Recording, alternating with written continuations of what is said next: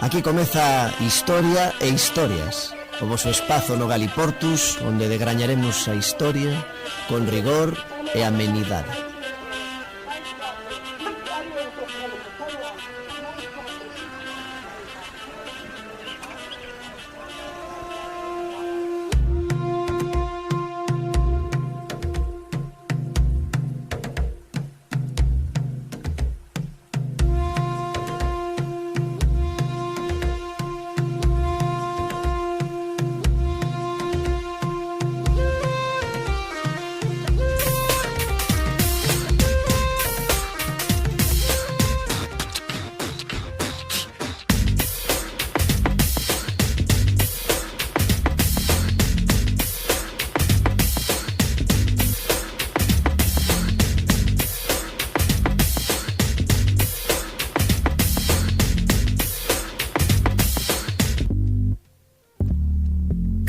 Castaña, do chan se apaña, metida en ourizo, non é unha patraña. Magosto, non vayas co posto, leva castañas e alegra ese corpo. Castaña, do chan se apaña, metida en ourizo, non é unha patraña. Magosto, non vayas co posto, leva castañas e alegra ese corpo.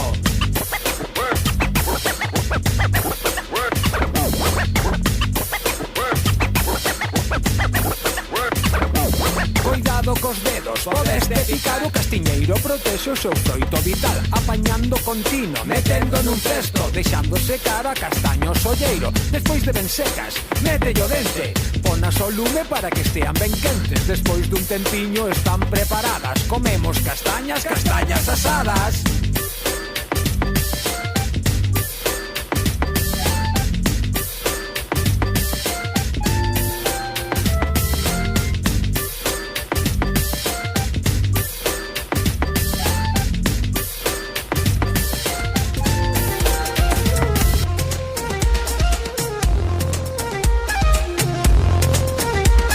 A lenda que nun outono frío do ano de 337 un cabaleiro do exército romano renunciou ao seu oficio para se tornar monxe católico.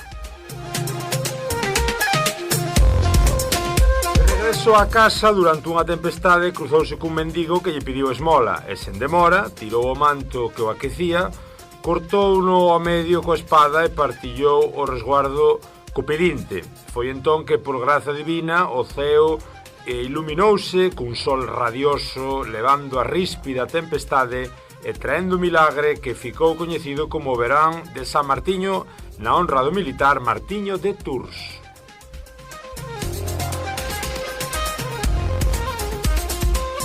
Sete séculos pasados, a historia continúa a ser lembrada, facendo do 11 de novembro un punto de encontro, solidariedade e partilla da colleita do outono, como atestigua o ditado popular no día de San Martiño: pan, castañas e viño.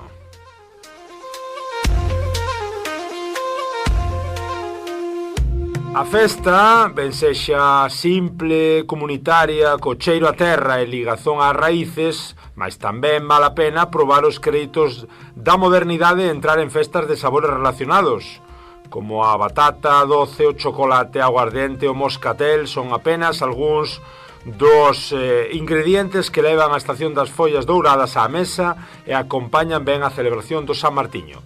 Honrando os pergamiños da lenda, o tempo costuma estar de boas, polo que é de aproveitar para pôr as tradicións en día.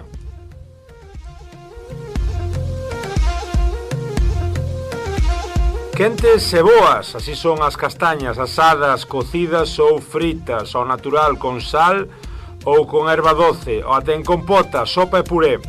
As castañas, ese valor que ten a castaña, vai moito para alén do postal do asador encima das brasas a crepitar co fruto a granel ou en cartuchos á espera de maos máis ou menos devotas que estean aí atrás da tarefa de descartar o que vale e o que non. Mas comecemos pola festa, que é un magosto a moda antiga onde se asan castañas e se bebe de todo tipo de bebida nese fantástico convivio.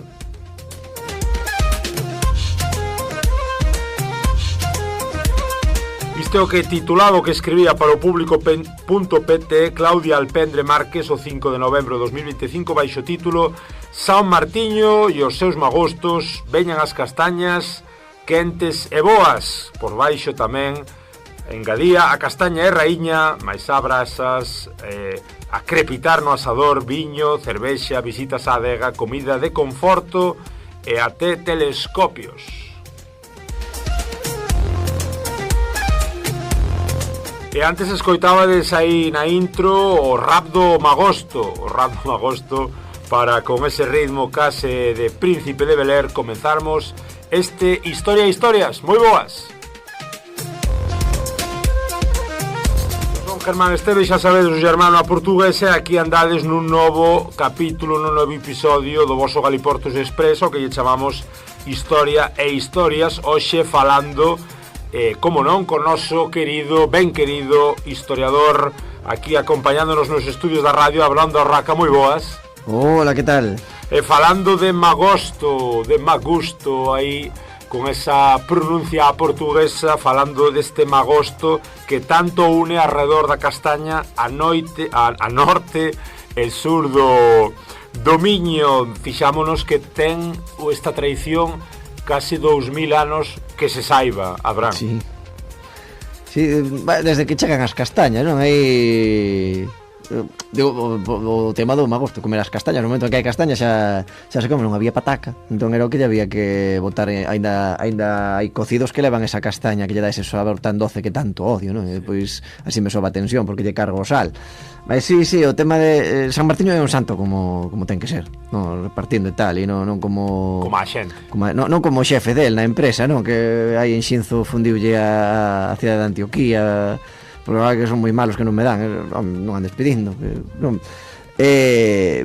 Mas sí, o Magosto é unha desas festas moi asinaladas, sobre todo se nos cinximos o que é o ámbito galego, pois Ourense, non? É así, Ourense es la cuna del Ourense, non? Así como Ourense. Grande es la cuna del Magosto como la cuna del Entroido, del carnaval. Digamos que é unha festa que soa a interior, que soa sí, a terruño, que se acompaña tamén do porco, do viño, efectivamente, que soa tamén do lado portugués, evidentemente, atrás os montes. É unha festa de interior, de terra. Efectivamente, de feito estaba mirando se vía cando cae o de Pitos das Junias, por exemplo, que é un... Caiu hai un par de semaniñas, caiu hai moi celebrado. O Magosto celta a finais de novembro.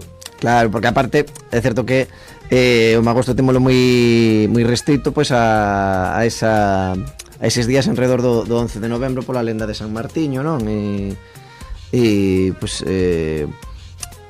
sobre todo, claro, no caso de Ourense pois moi vinculado inclusive pois xa desde época sueva pois a ese culto a San Martiño como patrón da cidade, non?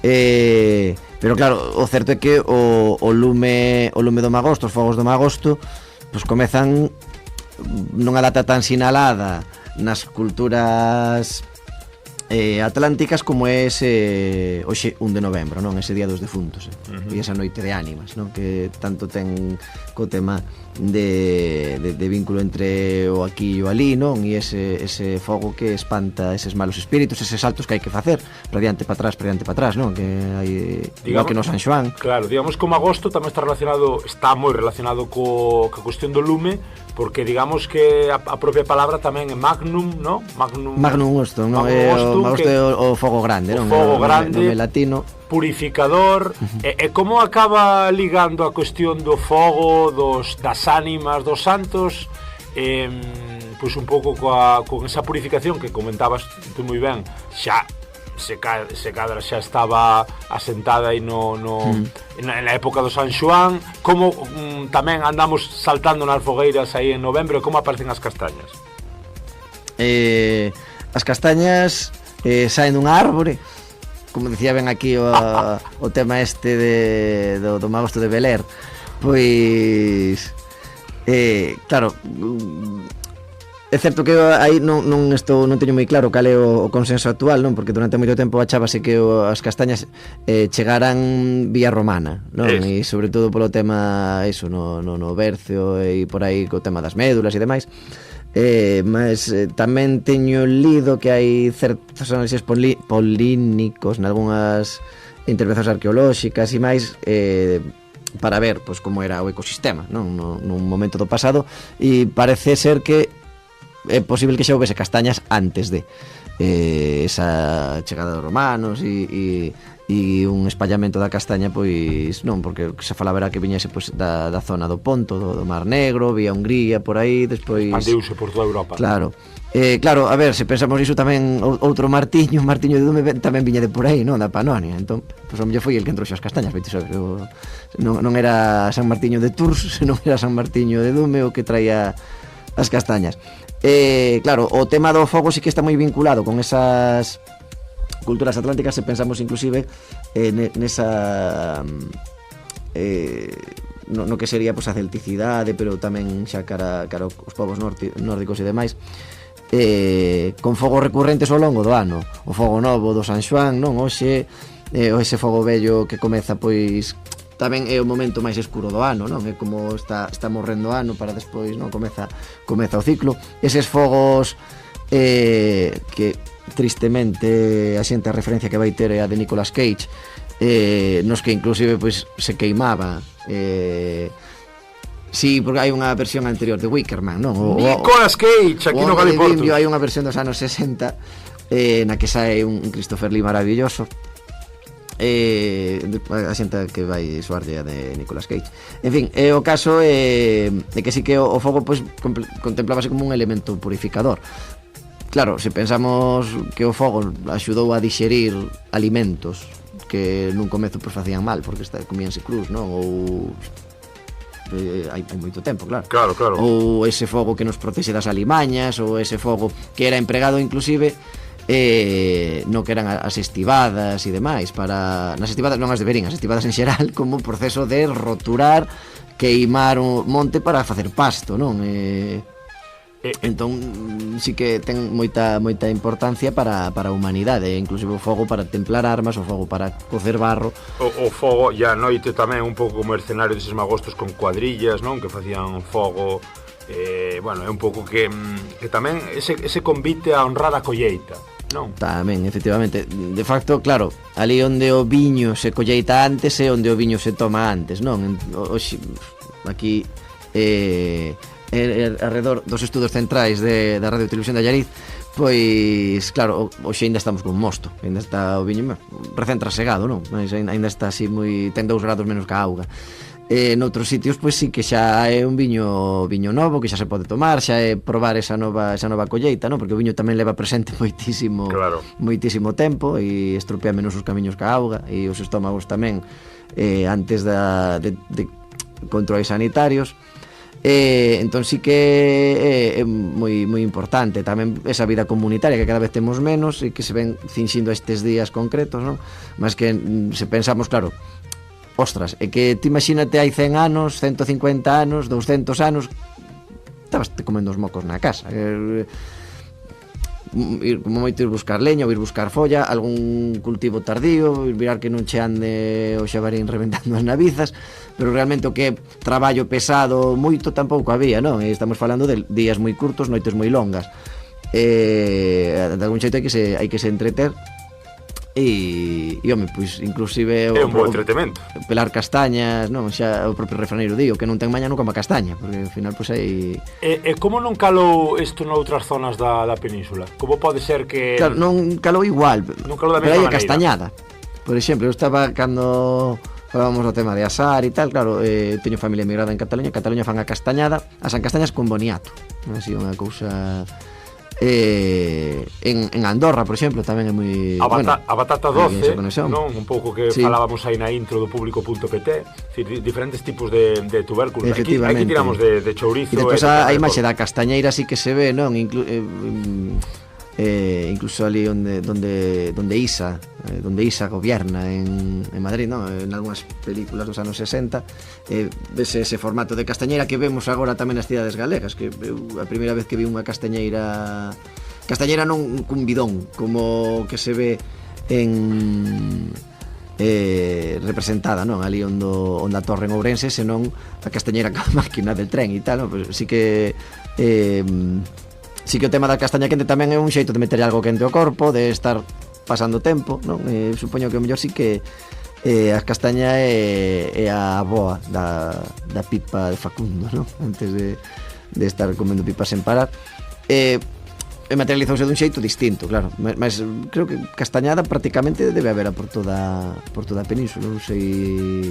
Claro, sí que non con todo ese trasfondo de má gusto de pintarse como se fósemos Schwarzenegger en Predador, non? Así pintando a cara e demais para... E algún que xa xunta prácticamente o magosto co Samaín, claro. Influencia de Halloween. Sí que é certo que, claro, o de pintar a cara, claro, sí que ten moito a ver tamén o rollo de, pois, claro, cheira menos mal que se te enches de vísceras de zombi, non? Pero sí que ten que ver co tema de disimular, non? Nesa conexión entre, que nós xa non a temos, xa non a vivimos, non vivimos con ese código de vida, mas si bebe moito desa, ten conta, non a gusto lume novo para espantar os maus espíritus, e ao mesmo tempo disimúlate, non? Parece un morto, porque ao final coa cara toda negra e tal parece un corpo por aí tirado, non? Así, non teño visto moitos por aí tirados, pero a imaxe que podemos ver, non? De eses defuntiños que veñen no filme do Nicolas Cage. No, estaba pensando agora que non me sai o nome do Dawn of the Dead, non? A original, eses que estaban pouco podres, non? Pois aquí no Galiportus, falando de magostos a un e outro lado da raya, sobre todo aquí nas terras do interior, esta festa tan reivindicada, tan querida. No mes de novembro cada ano celebramos o magosto, un rito milenar que une tamén a Galiza e a Portugal. É moi importante, no magosto se vas conducir, bebe mosto. Eso, non bebas viño, non bebas viño xa do ano anterior, que se ten bastante máis graduación. Aquí, no Historia de Historias, falando de magostos.